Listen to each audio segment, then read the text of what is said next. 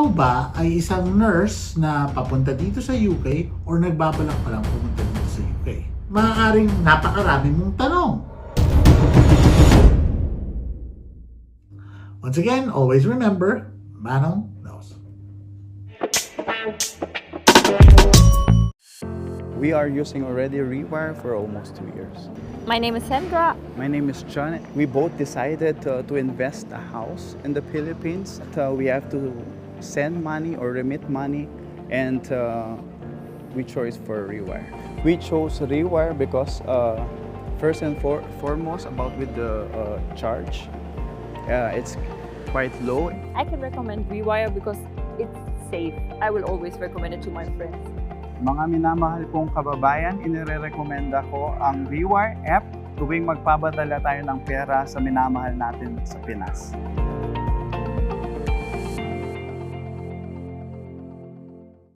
Hi, Manong George here. Welcome to our channel. Ang first na tanong na pag-uusapan natin is, Manong George, mas maganda ba sa hospital o sa care home? Parehas din yan kung tatanungin mo ako sa tanong na, Manong George, NHS po ba or private?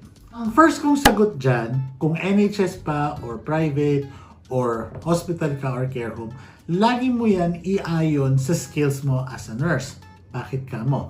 Well, obviously, mas maganda ang chances mo for passing an interview and adapting to any workplace kung yun ay meron ka ng skills and strengths na para doon sa area na yon. So what do I mean by that? I'll give you an example. Say, nag-apply ka sa care home, pero ang iyong experience ay theater or OR nurse ka. So medyo malayo yun. So in practice, although nurse ka pa din, medyo malaking adjustment yan. So hindi ko sinasabing hindi mo naman kayang mag-adjust. Pero ang sinasabi ko lang, baka pwedeng mas maganda na hanapin mo yung pasok sa skills mo para hindi dobleng pagod yung gagawin mo na makapag-adjust. Kasi tandaan mo pagdating mo dito sa UK, you still have to pass the OSCE on top of what you have to do as as you work your way in sa employer mo. Bukod pa doon, ang magandang follow-up na question dyan is ano ba yung diferensya nila ng private at NHS, care home at anong hospital.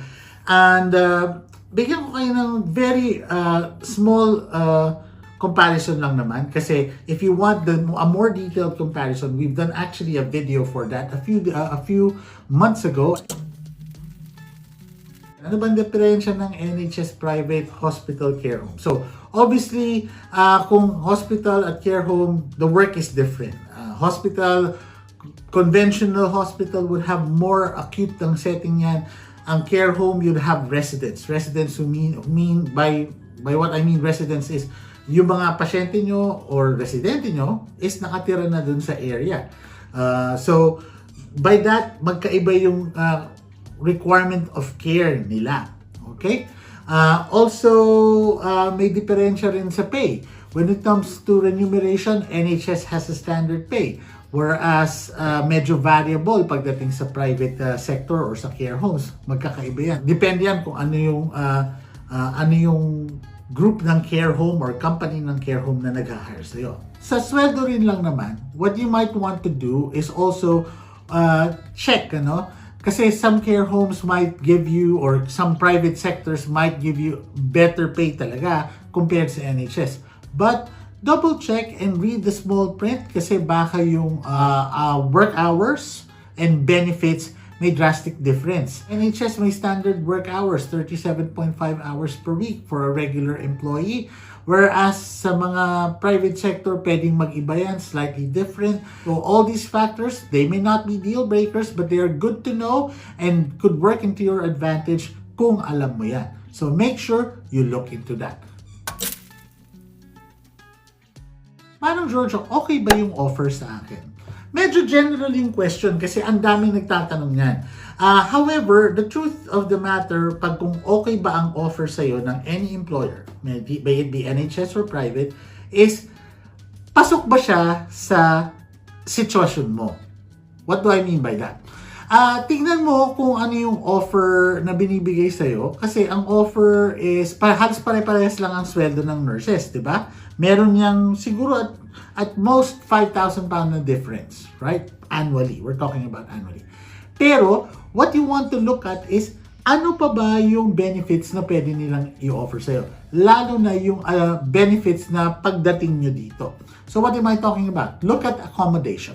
Accommodation kasi nakakita na kami na dumulog sa atin na dumating sila dito sa United Kingdom nang walang accommodation na inayos sa kanila ng kanilang employer. That made it very difficult for them to adjust. Yung first week nila, mahirap.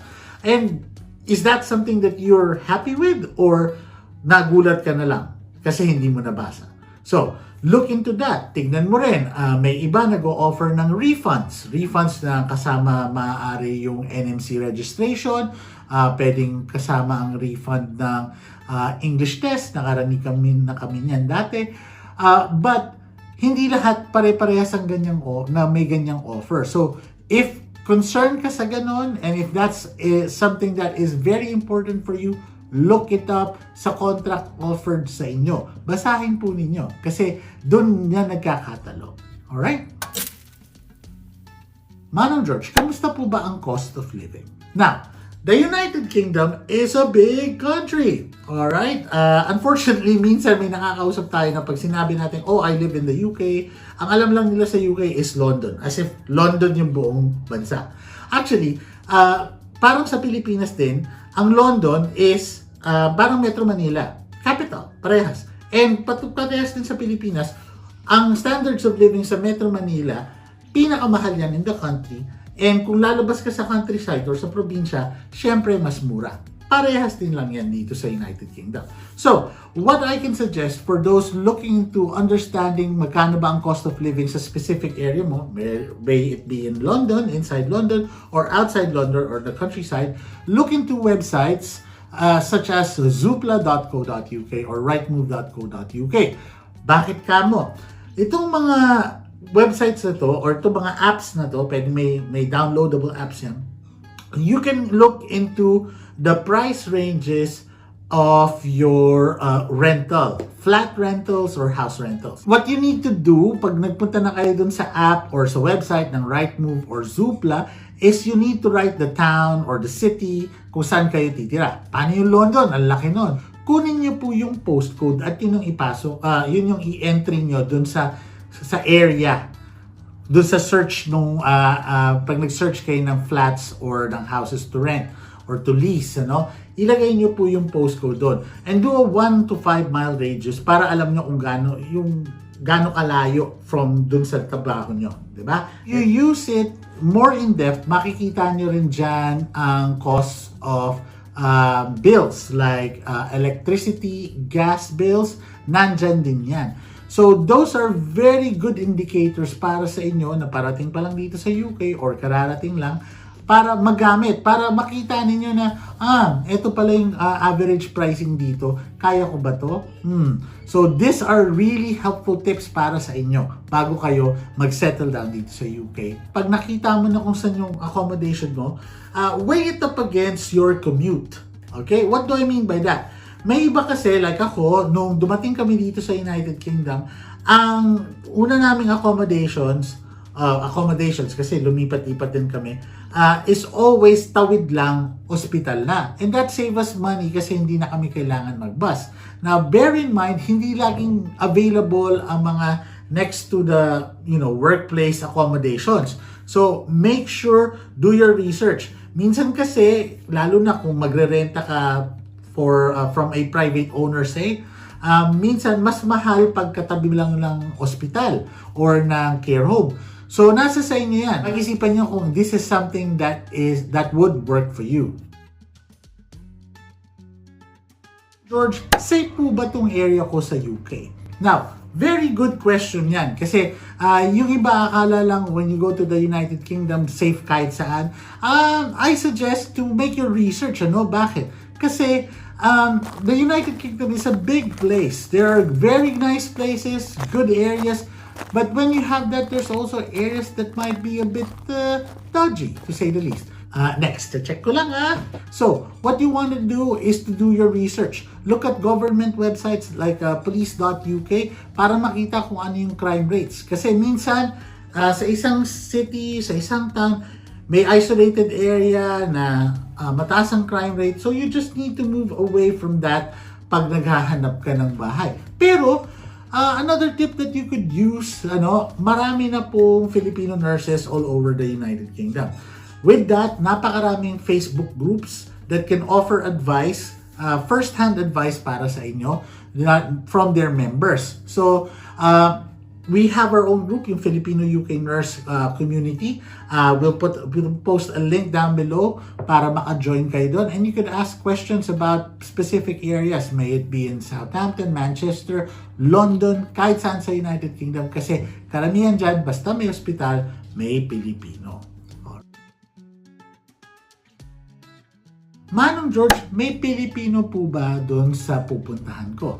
Going back to the statement na sinabi ko kanina, basta may hospital, halos laging may Pilipino. Totoo po yan dito sa United Kingdom. In fact, we are the biggest provider.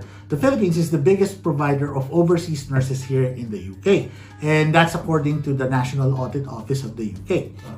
Going back to my previous suggestion, also join Facebook groups that are specific for areas, like meron dyan yung Birmingham, Southampton, Leeds, meron din Manchester, even yung London at yung iba't ibang boroughs ng London, may mga Facebook groups dyan.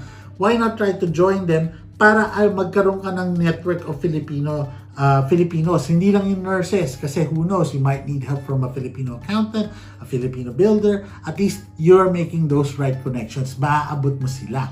So, magandang mag-join ka na ngayon pa lang, lalo na pag meron na kayong set date, kung lilipad na kayo soon, make sure to join those communities. In line with that, you have to also remember that the UK is a multicultural country. Lalong-lalo na yung big cities like London, Birmingham, and Manchester, or Liverpool even, maraming iba't ibang lahi dyan. Hindi lang yan yung traditional na British white people, marami rin yung may African heritage, may Caribbean heritage, South Asian heritage. And when we say Asian dito sa United Kingdom, they're more pertaining to South Asians. That would be from Pakistan or Indian heritage sila. So, yun. Pag magpunta ka naman doon sa mas countryside, medyo mas white British ang mga population yan. But still, ang NHS ngayon, laging multicultural. It's very hard to find na ikaw lang halos yung Pinoy sa unit mo. Halos laging meron na. So, well, not sa unit, but sa hospital. Halos laging merong Pilipino within any hospital setting dito sa United Kingdom. Yeah. Came at 17. Damn.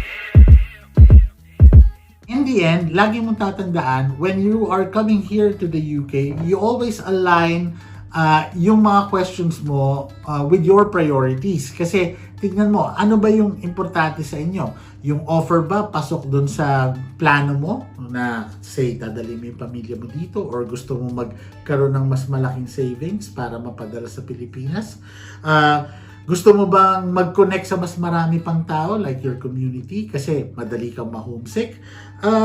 Cost of living, gusto mo ba mas mataas yung naiipon mo kasi may pinaglalaanan ka, or may dadalhin kang pamilya, or gusto mo bang magkaroon ng pamilya dito, or plano mo pa bang lumipat sa ibang bansa and you need a lot more money?